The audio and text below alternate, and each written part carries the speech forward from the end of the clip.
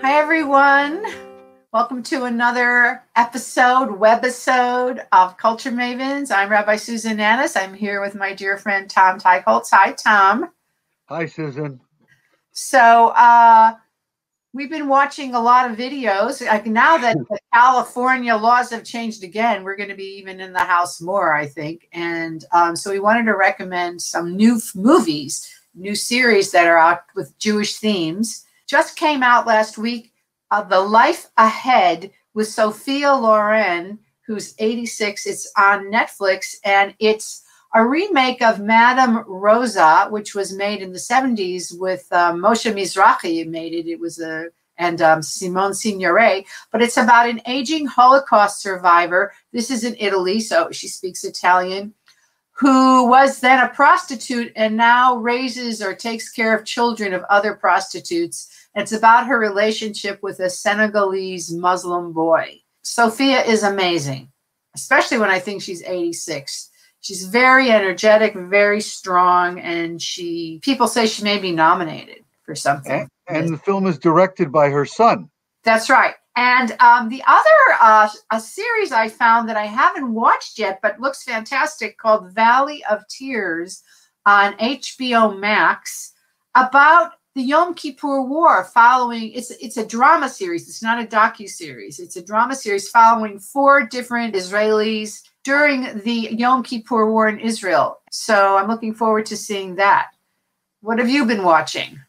This weekend, I actually went to Palm Springs, and it was really fantastic to get away from LA and just change it up a little bit. And that was really wonderful. But we did watch the Bill Murray film that's on Apple Plus called On the Rocks. It's Sofia Coppola's new film, and it stars Bill Murray as the father of Rashida Jones. And Rashida Jones is the daughter of Quincy Jones and of Peggy Lipton, the Jewish blonde star of the Mod Squad. It's a small movie, but it's really charming. I loved it. I saw it. I loved it. Yeah, it's really charming, and so I recommend that. Now, the other thing on a more serious note that I wanted to discuss is that, during the pandemic, we've also seen protests arising out of the George Floyd murder and the other murders that have occurred in the last few years.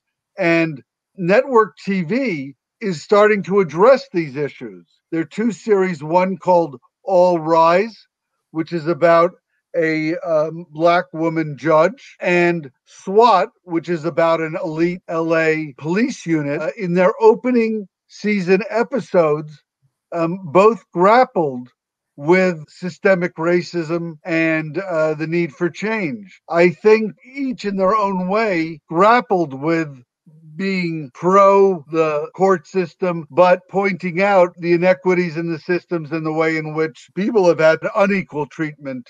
And so I think it's really interesting, and I think we're going to be seeing more of it on more TV shows, particularly have police stories that have to address issues of the changed opinions about policing in America. So is the mistreatment by the establishment, by their colleagues?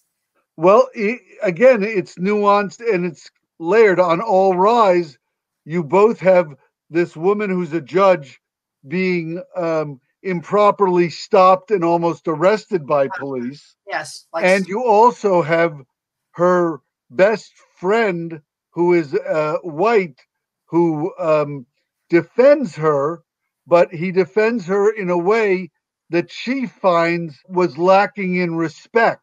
In SWAT, Shamar Moore has another Black protester sort of confront him about standing on the sidelines and being part of the problem. And his father, who is an old school radical, talking about how things haven't changed.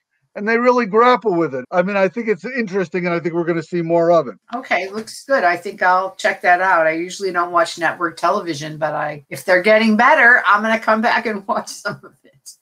So on a completely other note, it's interesting that the Israel Philharmonic has started doing very interesting programs. We had those concerts that they were giving. And now the Friends, the American Friends of the Israel Philharmonic, are also doing a lot of free programming right now about culture. So on November 24th, Tuesday, the American Friends of the Israel Philharmonic are presenting an evening with the directors of Lenox Hill, which is that Netflix series that I loved about the hospital. And the directors are a husband and wife team of Israelis. Then the Israel Philharmonic is having a pre-Hanukkah global celebration, and it's a one-of-a-kind program with music and celebrity guests, including Hans Zimmer, the composer. He's an amazing, very famous film composer. So that's free for all. And they're really trying to let us know about the Israel Philharmonic all over the world. So that sounds really exciting, and I'm going to definitely listen to that. And the one more thing I just want to say, talking about Israel travel, is our last Jewish journey with Mike Hollander is next Tuesday, November 24th at 9:30. We have traveled to Poland, Russia, Spain, and the last one is Berlin. And I think you have some books you want to recommend. Yeah, so 2 books.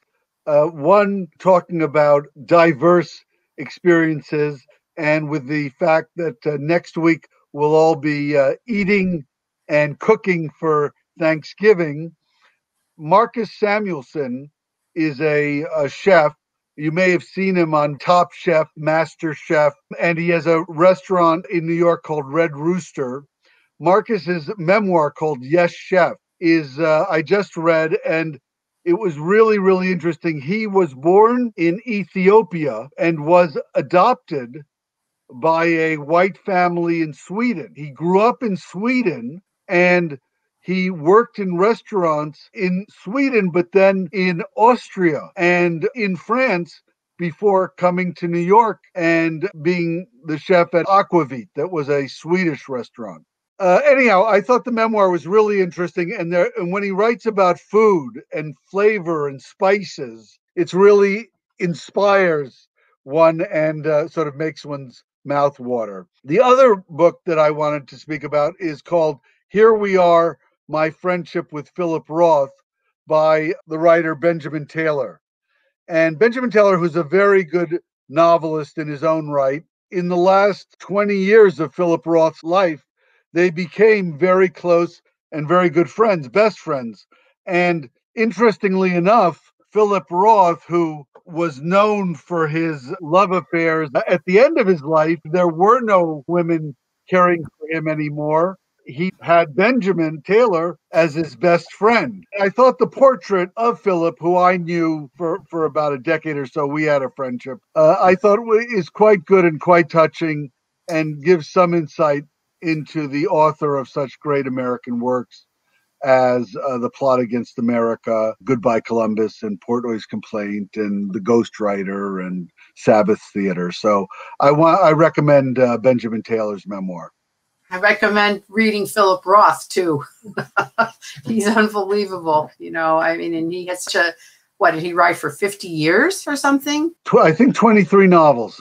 20 novels, an amazing Jewish writer. Judaism was very much a part of his identity in his writing work. Right, so not observance, but being Jewish. Oh, absolutely. I think that's it for this week then. That's it for this week. Next week, we're going to have a special episode. Tell us about it, Susan. We're going to do a special episode of the best detective series on Netflix, Amazon, Hulu, or whatever. I think I've watched every one.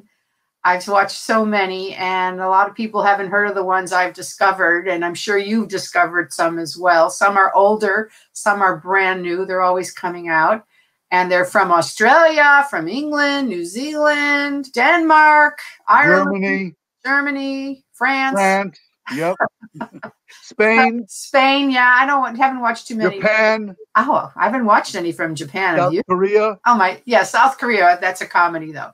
Anyway, so we wish you well. And by the time you see our next Culture Mavens, it will be after Thanksgiving. So we want to wish you all a happy Thanksgiving. Stay safe and stay healthy. And hopefully next year we can all be with our families. Yes, please stay safe, wear a mask, stay indoors, don't congregate indoors, follow the advice of the scientists. Bye. Bye-bye.